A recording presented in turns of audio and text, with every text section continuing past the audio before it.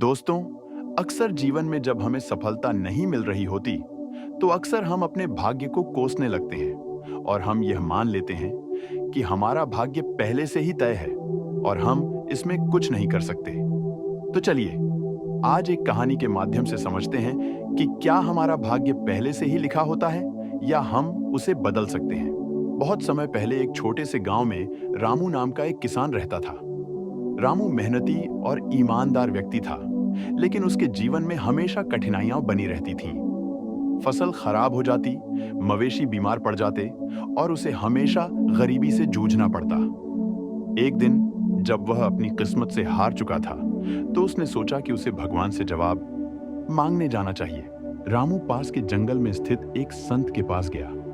संत ने उसकी बात सुनी और कहा, अगर तुम्हें अपने जीवन के बारे में जानना है तो हिमालय की यात्रा करो। वहां एक ऋषि हैं जो तुम्हारे सवालों का जवाब देंगे। रामू ने साहस जुटाया और हिमालय की यात्रा पर निकल पड़ा। रास्ते में वह एक भिखारी से मिला, जिसने उससे पूछा, तुम कहां जा रहे हो? रामू ने उसे अपनी कहानी सुनाई। भिखारी ने कहा, अगर तुम ऋषि से मिलो तो उनसे पूछना कि मेरी गरीबी कब खत्म होगी। आगे बढ़ते हुए रामू एक बीमार पेड़ के पास पहुंचा। पेड़ ने उससे कहा, अगर तुम ऋषि से मिलो तो उनसे पूछना कि मेरी जड़ें सूख क्यों रही हैं। अंत में रामू एक पहाड़ी नदी के पास पहुंचा। नदी ने उससे कहा, अगर तुम ऋषि से मिलो तो उनसे पूछना कि मैं अपनी मंजिल तक क्यों नहीं पहुंच पा रही। रामू ने सभी की बातें याद रखी और आखिरकार ऋषि के पास पहुंचा। ऋषि ने उसकी परेशानी सुनी और मुस्कुराते हुए कहा, तुम्हारे सारे जवाब तुम्हारे ही हाथ में हैं। रामू ने भिखारी, पेड़ और नदी की बातें ऋषि को बताईं।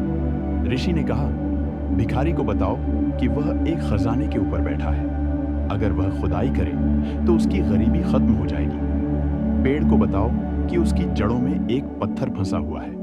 अगर वह पत्थर हट जाए तो वह फिर से हरा भरा हो जाएगा। नदी को बताओ कि उसे सिर्फ अपने रास्ते में पड़े पत्थरों को हटाना है और वह अपनी मंजिल तक पहुंच जाएगी। रामू ने ऋषि से पूछा, और मेरी किस्मत?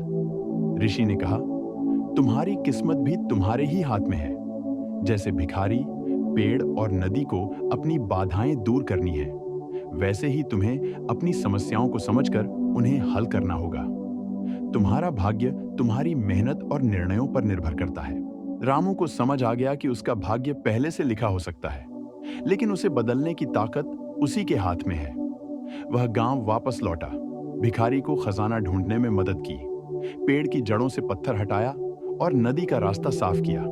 उसने अपनी फसल के लिए नए तरीके अपनाए और धीरे धीरे उसकी जिंदगी बेहतर हो गई। हमारा भाग्य परिस्थितियों से जुड़ा हो सकता है, लेकिन उसे बदलने का अधिकार और क्षमता हमारे हाथ में है।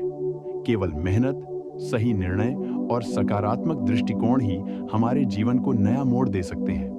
तो यह थी भाग्य और मेहनत से जुड़ी एक छोटी सी कहानी, जिससे हमें यह लगता है कि आपको यह बात समझ आ गई होगी कि यदि मेहनत सही दिशा और निरंतर की जाए तो सफलता जरूर मिलती है। और यदि आपको यह वीडियो अच्छी लगी हो तो चैनल को सब्सक्राइब जरूर करें। धन्यवाद।